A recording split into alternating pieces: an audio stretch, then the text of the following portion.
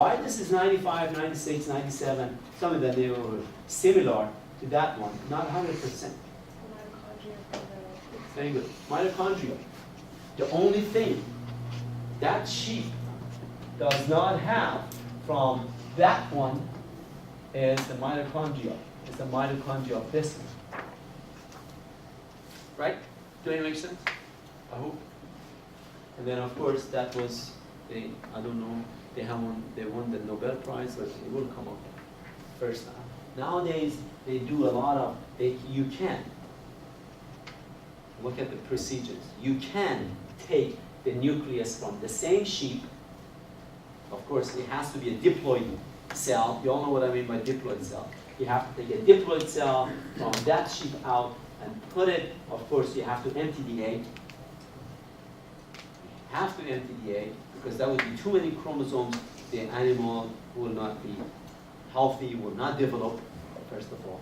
And then you take the nucleus out and you put the chromosomes in here, all 54 chromosomes, and then you put it back into the uterus of that animal, and voila, you have the exact same clone, 100% clone of that animal, 100% clone.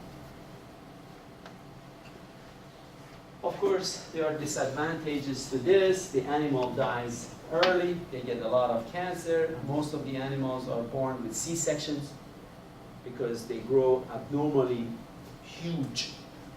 For whatever reason, they don't know, of course, their theories, they know.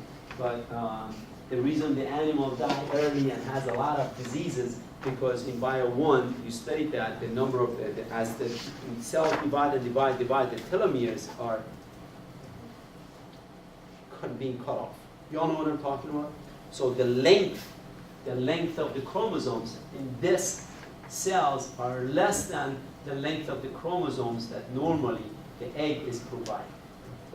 That's why the animals die early. They get cancer.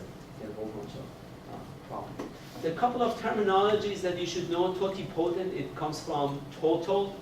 Totipotent, one cell can become the entire organism. An egg is an example of a totipotent. An egg is an example of a totipotent. And then, of course, you have stem cell. We already studied it a little bit before. Stem cells are the cells like your white blood cells. Your white blood cells in your bone marrow, they undergo many divisions, and eventually, by the time they get into your circulation, they lost their nucleus. But the cells in your bone marrow, they are referred to as the stem cells. Okay. So what happens? Multipotent or pluripotent cells, stem cells that can drive to multiple cell types. For example, right here, forget about the top one. They take the cells from your bone marrow, or from your liver, or from your skin, but let's say from your bone marrow, and they grow it in a dish, and they put different type of chemicals in that dish. And then, based on the chemicals they put in that dish, what happens? They can drive into liver cells.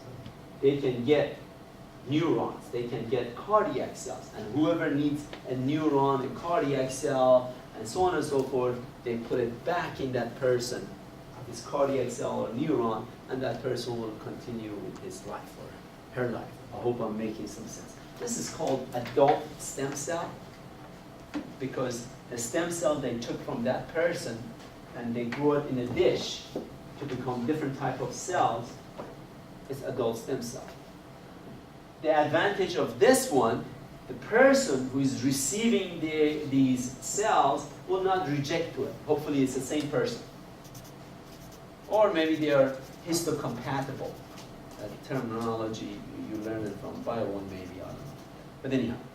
So those two people may be identical twins. One identical twin has been drinking a lot in his life. It destroyed his liver. The other one was taking zoology and was a good fellow.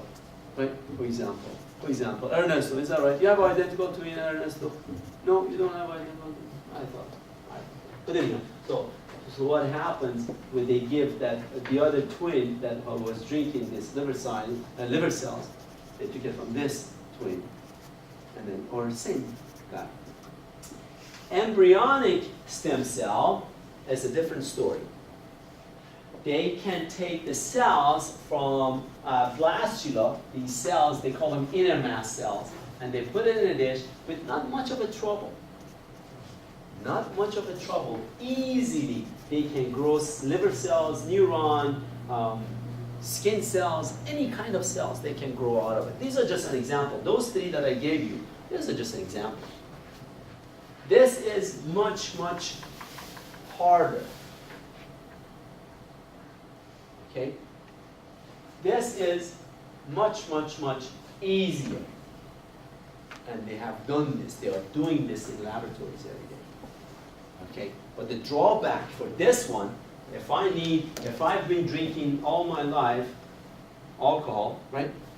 I'm not talking about coffee, I'm talking about alcohol. And then I need liver cells. If they get an embryonic stem cells, most likely I will reject it. Because it's from somebody else. Am I making some sense? It's from somebody else. So that's the rundown, the differences between embryonic stem cell and adult stem cell. Okay, these are the chick 33 hours slides. I'm not going to go over it, but I'll stop right here, and then we'll pick it up on Thursday. We go over this. So your quiz on Thursday, it's all of the embryonic, everything as far as